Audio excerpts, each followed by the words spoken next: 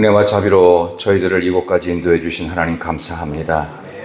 오늘 금요일 밤이 성령으로 불타는 금요일이 되게 하여 주시옵소서. 오늘 귀한 찬양팀의 이 뜨거운 찬양의 소리를 함께한 모든 이들의 찬양의 소리를 하나님 기쁘게 받아 주시옵소서. 그 명로에 담아 금하게 하여 주시옵소서. 오늘 이 밤을 통해 치유 역사가 일어나게 도와주시옵소서. 기적적인 해결 역사를 보이게 하여 주시옵소서. 예수님의 이름으로 기도드리옵나이다. 아멘. 우리 옆에 계신 분 한 분 인사하도록 하겠습니다. 잘 오셨습니다. 다음 주에도 계속 나옵시다. 네, 다음 주에도 계속 나오시기를 바랍니다. 자, 오늘 우리 찬양팀 참 잘했죠? 네, 우리 격려로 뜨거운 박수 한번 보낼까요? 네, 너무너무 잘하셨습니다. 감사합니다. 감사합니다. 자, 우리 하나님 말씀은 사무엘상 9장입니다. 사무엘상 9장 15절부터 17절까지 우리 세 절만 읽도록 하겠습니다. 사무엘상 9장 15절에서 17절입니다. 네, 방송실 준비되셨으면 비춰주십시오. 우리 한번 제가 한 절, 여러분 한 절, 17절 한번 같이 한번 읽을까요? 제가 15절 먼저 읽겠습니다.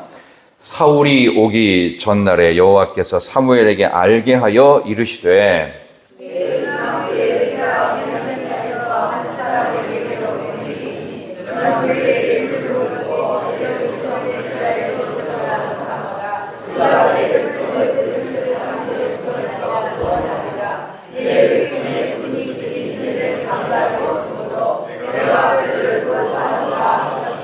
다 같이 읽습니다. 사무엘이 사울을 볼 때에 여호와께서 그에게 이르시되 보라, 이는 내가 네게 말한 사람이니 이는 내 백성을 다스리리라 하시니라. 아멘. 잘 읽으셨습니다.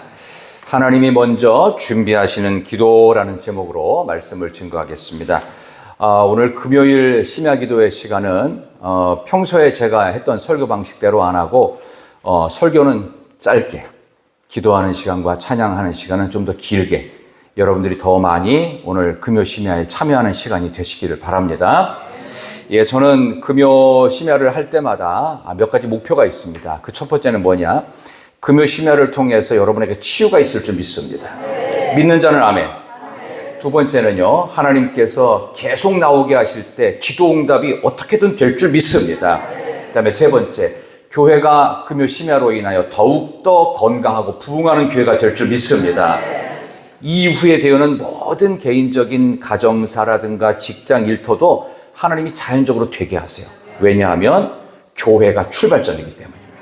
우리 그런 점에서 여러분 한 분 한 분이 오늘 은혜 받으시고 간질거리 생기시고 치유 역사가 일어나고 교회를 통한 아름다운 복음의 역사가 일어날 줄로 믿습니다. 자, 설교문을 저는 항상 준비를 하는데 오늘은 제가 이곳에 오기까지의 내용들을 여러분 비하인드 스토리 모르시죠? 그 중에서 제가 말씀드릴 수 있는 부분만 제가 말씀을 드리도록 하겠습니다. 먼저 찬양팀부터 말씀을 좀 드리겠습니다. 저는 꽤 오랜 시절부터 찬양팀 리더로서 중학교 3학년 때부터 찬양팀 리더를 했습니다. 왜냐하면 학생이 저밖에 없었기 때문입니다. 그래서 저 혼자 어머니가 사준 옛날 그 세고비아 기타, 지금은 세고비아가 거의 유명무실한데요.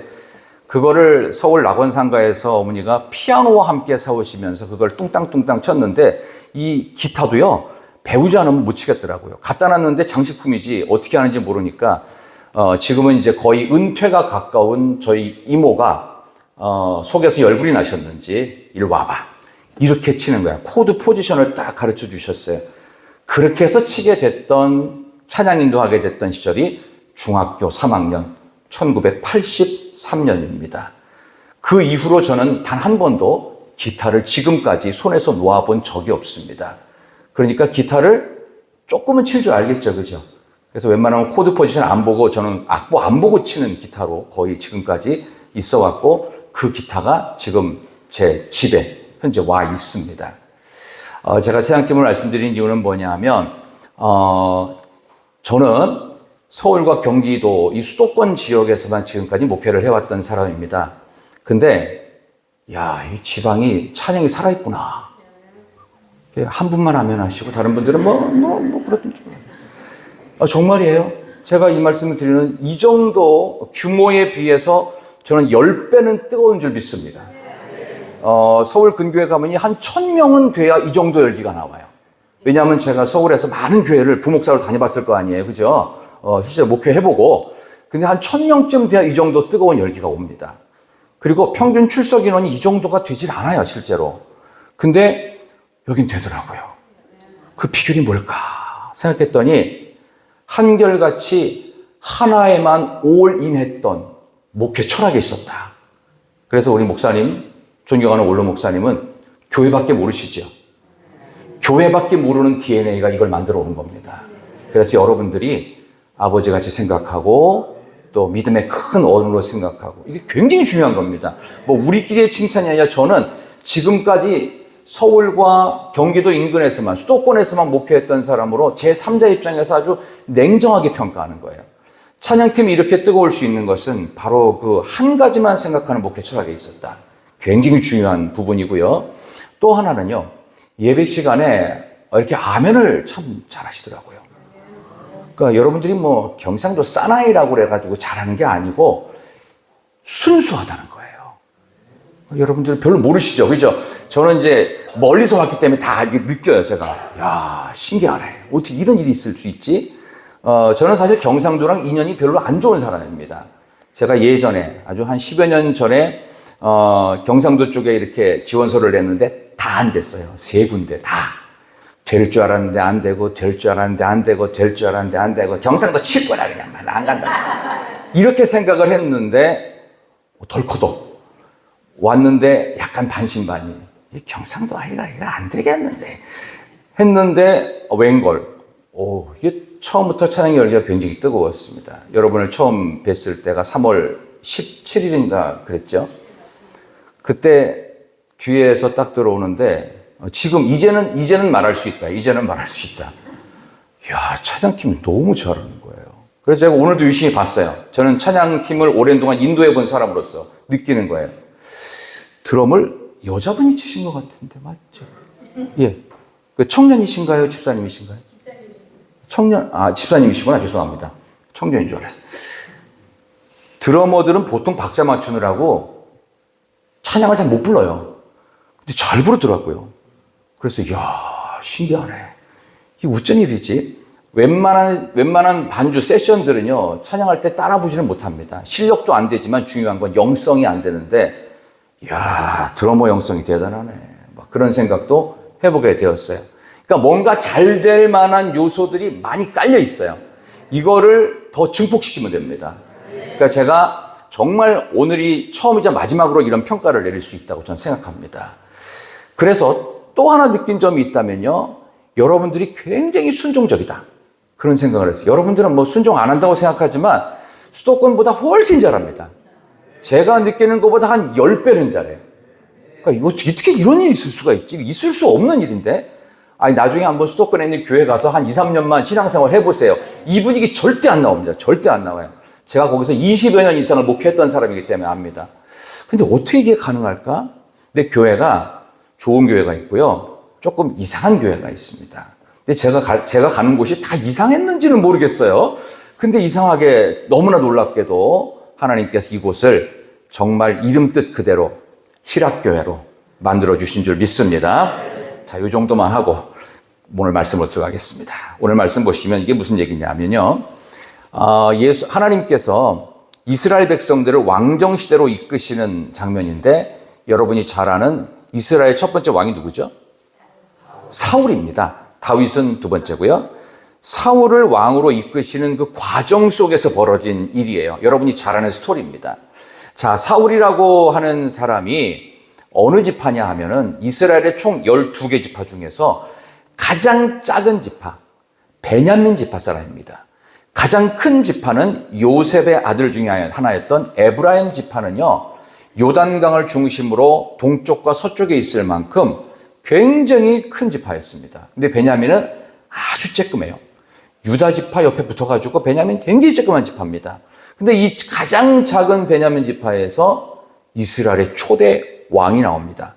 마치 이것은 뭐 같으냐면 지금식으로 말하면요, 미국이나 중국 같은 강대국에서 유엔 사무총장 안 나오고 저 극동 아시아 중에서 허리가 절반 잘려서 아직도 남북 간에 대치하고 있는 우리 대한민국에서 반기문 유엔 사무총장 나온 거하고 똑같은 상황이 지금 가장 작은 베냐민 지파에서 기스의 아들이었던 사울이 된 것과 똑같은 거예요. 굉장히 특이한 일이죠. 이렇게 됐다는 것은 하나님의 특별한 역사가 이스라엘만 아니라 우리 대한민국에도 앞으로 있을 줄 믿습니다. 난세가 되어야 영웅이 나옵니다. 모든 것이 잘 될 때 하나님이 특별한 걸 안 주십니다. 혹시 여러분들 요즘 조금 위축되거나 뭔가 좀 마음에 안 드는 상황, 굉장히 불편하고 말 못할 고민이 있는 분들은요, 그때부터 하나님의 기막힌 역사가 있을 줄 믿습니다. 바로 그것을 이루기 위한 과정이 기스의 아들, 베냐민 지파의 사울이라는 아들이 갑자기 지금식으로 자가용에 해당되는 나귀를, 그것도 암나귀를 몇 마리 잊어버렸어요. 암나귀들이 가출을 하셨습니다. 이 가출하신 암나귀들을 가서 찾아오라고 아버지 기스가 사울에게 부탁을 합니다. 그래서 종 하나를 데리고 몇 날 며칠을 헤매는데 무려 4군데의 동네를, 이거 계산하신 사람이 있어요. 이걸 몇 킬로쯤 걸어 다녔나 봤더니 약 40킬로. 40킬로를 땡볕에서, 대구보다 저기 이스라엘이 훨씬 높습니다. 성지순례 가보신 분은 알아요. 10분 걸어가는 거 쉽지 않아요. 뭐 저기 다 보이는데 뭐 5분, 10분 아니요. 정말 2, 3분만 걸어가도 땀이 뻘뻘 나고 숨이 턱턱 막힙니다. 그래서 차라리 물병 갖고 올 걸, 이런 생각이 들 정도로 거기를 40km를 걸어 다녔습니다. 이게 몇 날 며칠을 걷다가 안 되겠다 싶은 거예요. 내가 지금 나귀를 찾아오는 것도 중요하지만 나를 보내고 노심초사하실 아버지 기스가 더 걱정이 되는 거예요. 그러니까 여기 있는 사울이 자기 사환, 종에게 말합니다. 우리 때문에 더 걱정이 앞서지겠다. 일단 아버지께 돌아가서 중간 보고라도 하고 다시 오든지 그렇게 하자라고 했는데, 그렇게 해서 돌아갔으면 더 이상의 스토리는 진행이 안 되죠. 근데 갑자기 카메오처럼 등장한 이름 없는 사울의 종이 이렇게 말을 합니다. 이건 높당이었어요. 도련님, 그러지 말고 이곳에 보면요, 하나님의 사람이 있고요, 이 사람은 굉장히 유명한 사람입니다. 그리고 이 사람이 무슨 말을 하면 말한 대로 응하는 선지자가 한 사람이 있습니다. 그 유명한 사무엘입니다. 사무엘 선지자를 한 번이라도 그가 사는 곳에 왔으니 만나고라도 갑시다. 그러면 혹시라도 우리가 나귀가 어디 있는지 아마 그걸 찾을지도 모르지 않겠느냐라고 했어요. 들어보니까 그럴듯하죠. 그러니까 이 사울이 안 되겠다. 그러면 이왕 온 거 만나고 가자. 여러분들이 어느 특정 지역에 가가지고 뭐 군산 같은 데 딱 간다 치면은 거기에서 유명한 빵집 하나 있죠. 이성당이라고. 거기 한번 들러서 꼭 한번 맛보고 싶은 빵을 먹어본 것 같은 그런 거예요. 이왕 왔으니 그 사람 만나자. 근데 옛날에는 선지자, 선견자라고도 하는 이 이름의 뜻을 가진 사람들은 그냥 만날 수가 없어요. 예의를 갖추기 위해서 우리가 좀 뭐를 좀 드려야 되는데 갖고 있는 돈이 얼마 없는 거예요. 여기 8절 보니까 내 손에 은 한 세겔의 4분의 1이 있으니 하나님의 사람에게 드려 우리의 길을 가르쳐달라 하겠나이다 라는 말이 있어요.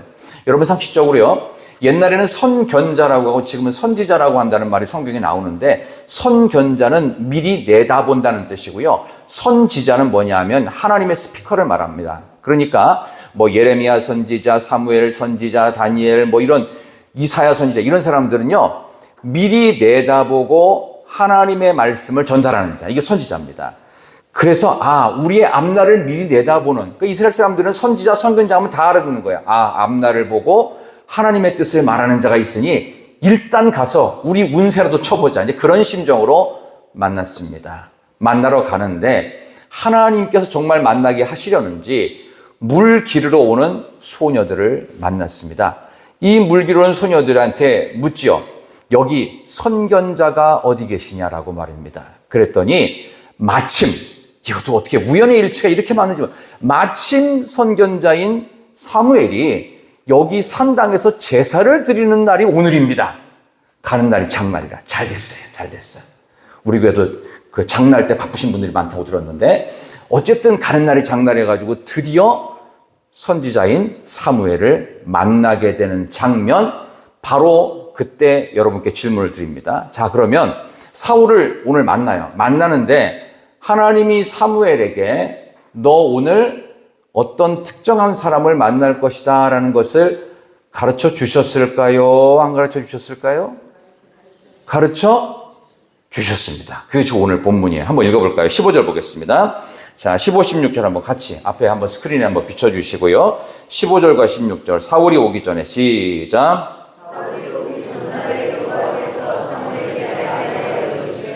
내일 이맘때에 내가 베냐민 땅에서 한 사람을 내게로 보내리니 너는 그에게 기름을 부어 내 백성 이스라엘의 지도자로 삼으라. 그가 내 백성을 블레셋 사람들의 손에서 구원하리라. 내 백성의 부르짖음이 내게 상달되었으므로 내가 그들을 돌보았노라 하셨더라. 아멘.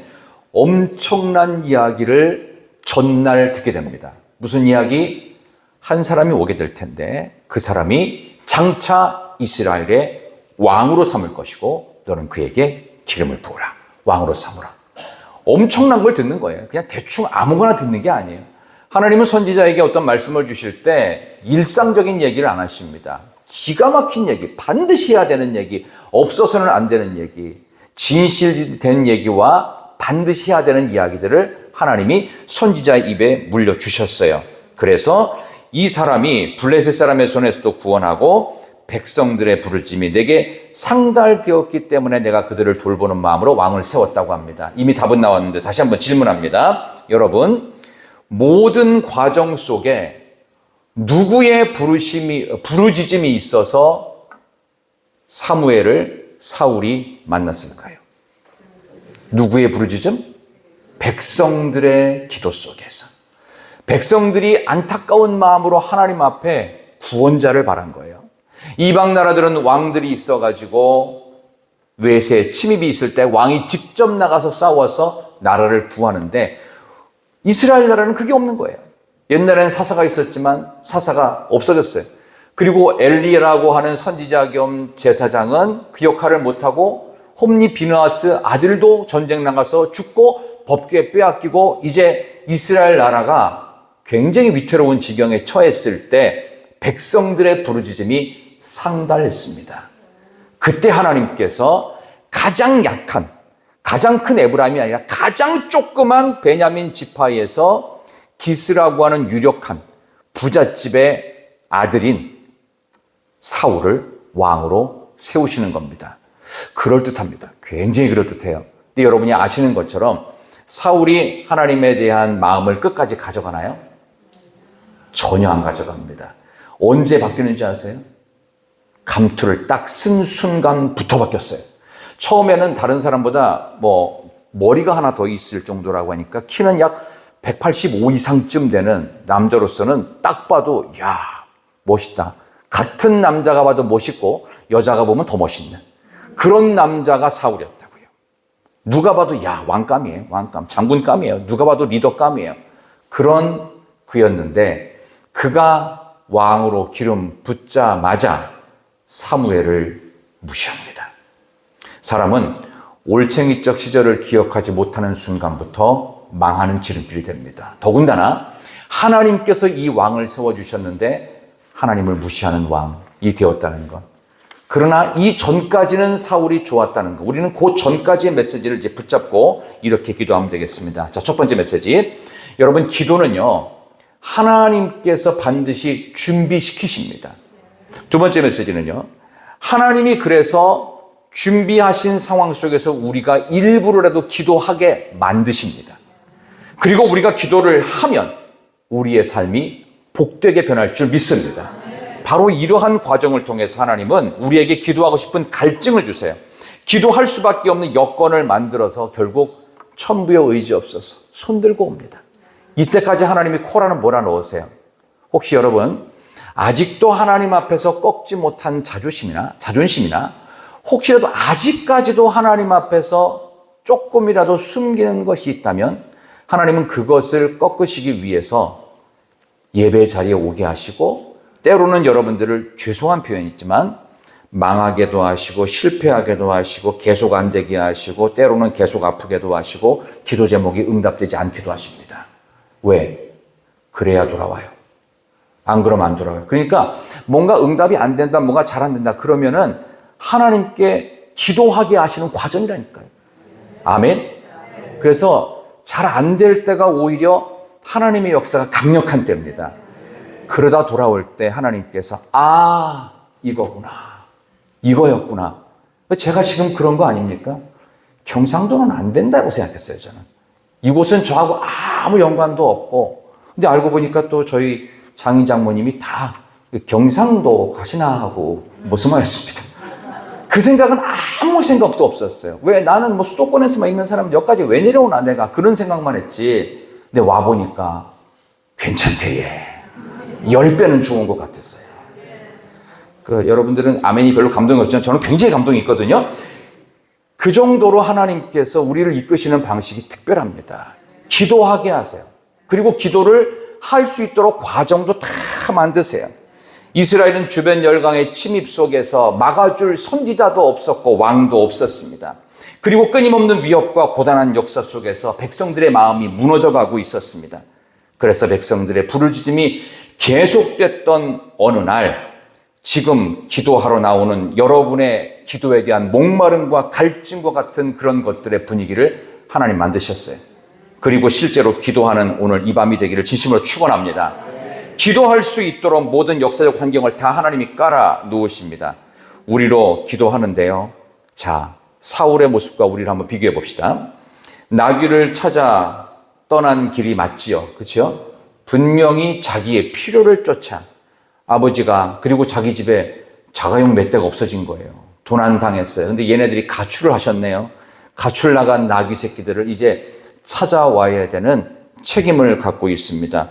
굉장히 비싼 값에 사야 되는 암나귀들입니다. 암나귀는 새끼를 낳습니다. 순나귀보다 암나귀가 몇 배는 비쌉니다. 훨씬 더 크고 많은 재산이 한순간에 사라진 거예요. 그러니까 당연히 찾아와야 되겠죠. 그런 속에서 나귀 찾으러 떠난 길에 그는 나귀를 만난 게 아니라 하나님의 선지자인 사무엘을 만났습니다. 우리는 우리의 필요를 따라서 무언가를 시작한 그 끝에서 우리의 필요보다 더 큰 하나님의 음성을 만납니다. 하나님의 사랑을 만납니다. 여러분들이 희락교회를 만나게 될 거라고 젊은 시절부터 생각하셨을까요? 그런 거 못했을 겁니다. 그러던 어느 날 우리는 원로 목사님 만났고 우리 황철주 목사님을 통해서 시작되어진 교회가 여기까지 오는 그 과정에서 우리가 1명, 2명, 3명 이런 식으로 유입되어지면서 교회가 여기까지 온 줄로 믿습니다. 이게 굉장히 중요한 과정을 지금 우리는 일상 속에서 내 필요를 짜서 출발했지만 결국 하나님의 위대한 일이 우리를 통해서 지금도 일어나고 있는 줄 확신하시기를 소망합니다. 하나님은 백성들의 구원을 위해서 기도하는 왕을 원하셨습니다. 이제 기도하는 자가 복된 자이기를 소망하면서 우리는 금요일마다 올 때 어떤 절박함과 절실함을 갖고 이 자리에 나오게 돼 있어요. 그런데 거기에만 고정을 시키지 마십시오. 우리의 시선이 그걸로 끝나면 안 되고 하나님은 나에게 왜 기도를 하게 만드셨고 기도의 자리로 끌어서 부르짖게 하셨던 이유가 무엇일까? 나 지금 여기 왜 와 있는가? 라는 것을 먼저 기억하시는 이 밤 되시기를 소망합니다. 여러분 스스로에게 물어보세요. 여러분 이 자리에 왜 와 있습니까? 저도 한번 스스로 물어봤어요. 야, 정 목사, 넌 여기 왜 와 있냐 지금? 사실 설교를 하는 사람이지만 저는 설교를 들어야 되는 사람이다라는 생각을 합니다. 저는 과거에 지금까지 계속 목회를 하면서 느꼈던 것이 사실 이곳이야말로 정말로 엄청난 하나님의 잔치자리 같은 생각이 들었어요. 우리 희락교회 말이에요, 희락교회가. 근데 저는 그 전까지 굉장히 치열하게 목회를 하면서 말씀 준비하는데 엄청난 시간을 쏟았습니다. 물론 그래서 뭐 공부를 그렇게 하긴 했지만 중요한 건 사실은 말씀을 준비하는 것 말고 아무것도 할 수 있는 게 없었던 목회 환경이었어요. 그러니까 말씀 하나 준비한다는 게 사실 쉽지는 않잖아요. 창작물이거든요. 근데 준비한 것은 그런 모든 치열한 삶의 시간들과 과정이 아침부터 밤까지 이어지는 목회 환경 속에서 밤늦게까지 말씀을 계속 준비하는 일을 끊임없이 하게 하셔서 오늘 이 자리까지 왔습니다. 그래서 사실은 저는 말씀 준비하는 일이 두렵고 떨리는 일이기도 하지만 저한테는 굉장히 기쁜 일이기도 합니다. 쉽지는 않지만 좋은 일들을 여러분이 하고 계시지 않습니까? 쉽지는 않은데 여러분을 행복해 하는 일은 뭐죠? 쉽진 않아요. 근데 여러분에게 행복한 일이 있어요. 분명히 있어요. 여러분 요즘 좋아하는 드라마 있습니까?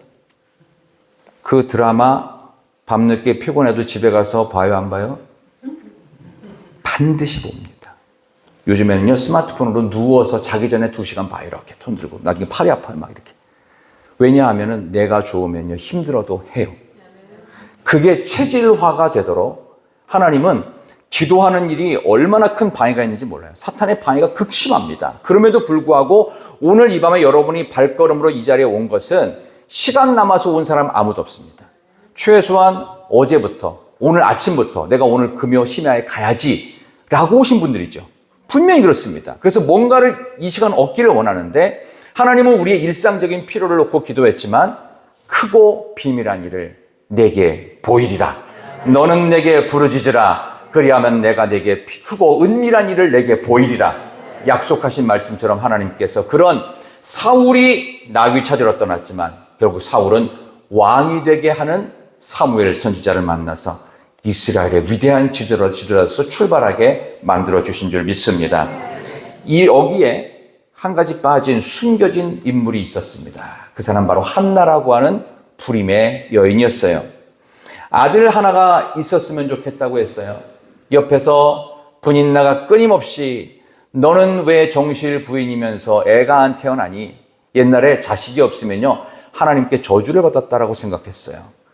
하나님께 저주받은 건 아닌 것 같은데, 그리고 실제로 엘가나가 굉장히 사랑해줬는데도 한나에게는 아이가 끝까지 안 생깁니다. 이유가 있는 거예요. 거기에 하나님의 숨겨진 엄청난 것이 있었어요. 그래서 아들 하나 달라고 마음이 슬픈 여자로서 기도를 시작했는데 그만 하나님께서 이 캄캄한 백성들의 부르짖음이 극에 달해 있는 이 깜깜한 역사 속에 하나님이 도대체 무슨 마음을 갖고 한나에게 불임을 겪게 하셨는지를 깨닫습니다. 마음이 통한 기도를 드리는 것을 엘리 선지자가 발견하게 되고 술을 끊으라, 독주를 끊으라는 말을 합니다. 술 취한 여자처럼 정신없이 하나님께 기도하는데 아니 나는 마음이 슬픈 여자라고 고백을 합니다. 그때 기가 막힌 걸 발견합니다.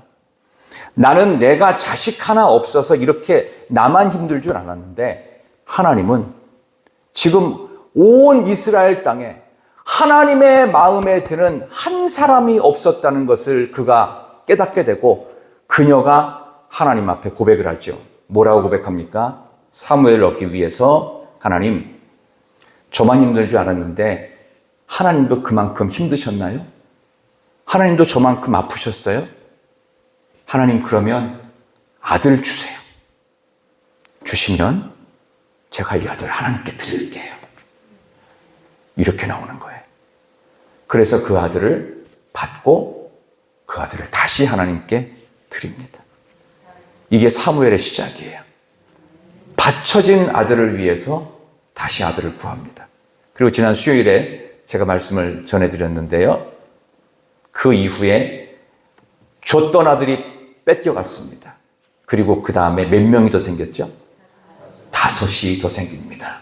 수요일에 했던 말씀을 요약하면 출애굽기에 보면 소를 누구에게 빼앗고 강탈당하면은 5배로 갚게 되어 있습니다. 하나님이 말씀하신 그대로 5명의 아들 셋, 딸 둘을 더 받습니다. 가져가시기만 하는 게 아니에요. 이렇게 어렵게 얻었는데 하나님께 다 드릴 수밖에 없었다. 아까워하지 마십시오. 더 많은 것들을 하나님이 5배 아니라 10배, 100배로도 채워주시는 하나님이신 줄 믿습니다. 여러분, 오늘 이 시간 기도하실 때 하나님, 제가 일상을 놓고 기도하지만 하나님은 크고 은밀한 일을 내게 보이실 것을 믿습니다. 그런 마음으로 여러분들이 기도하시면 여러분의 기도 제목이 자꾸 딴 사람들만 응답되는 것 같지만 그것이 하나님이 주시는 더 큰 5배, 10배, 100배의 복으로 여러분께 반드시 갚아지는 역사가 있을 줄 믿습니다. 딴 사람은 다 낫고 딴 사람들은 다 건강한데 왜 나는 이렇게 안 낫고 기도 응답도 안 되냐고요? 그렇지 않습니다. 하나님은 공평하신 하나님, 반드시 갚아주실 날이 있습니다. 하나님의 계획과 하나님의 시간표는 내 계획과 시간표와 다른데 우리는 웨이트하는 걸 못해요.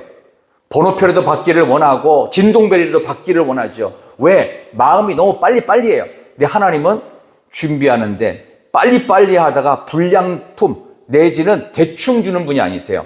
완전한 것, 제일 좋은 것, 완벽한 것을 주시기 위해서 지금도 하나님께서 그런 기도의 역사의 응답을 주실 줄로 믿습니다. 자, 우리 함께 찬양합시다. 이곳에 생명샘 솟아나. 우리 찬양팀들 앉아서 찬양해 주시면 또 좋겠습니다. 꽃들도 새들도 바람도 구름도 우리 하나님을 노래합니다.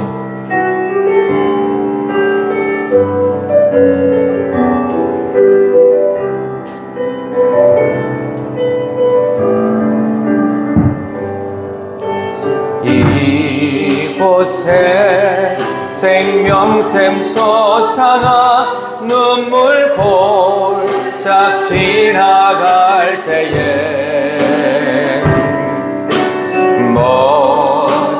모자나 열매 맺히고 웃음소리 넘쳐나리라. 꽃들도 구름도 바람도 넓은 바다도 찬양하라 찬양하라 예수를. 하늘을 울리며 노래해라 의 영혼아.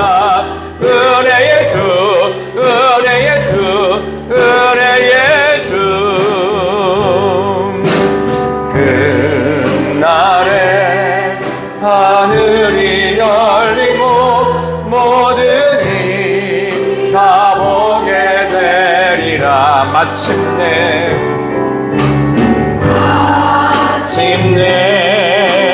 꽃들이 피고 영광의 주가 오시리라. 꽃들도 구름도 바람도 넓은 바다도 찬양하라 찬양하라 예수를. 하늘을 울리며 노래해라 의 영혼아. 은혜의 주 은혜의 주 은혜의 주. 꽃들도 구름도 바람도 넓은 바다도 찬양하라 찬양하라 예수를.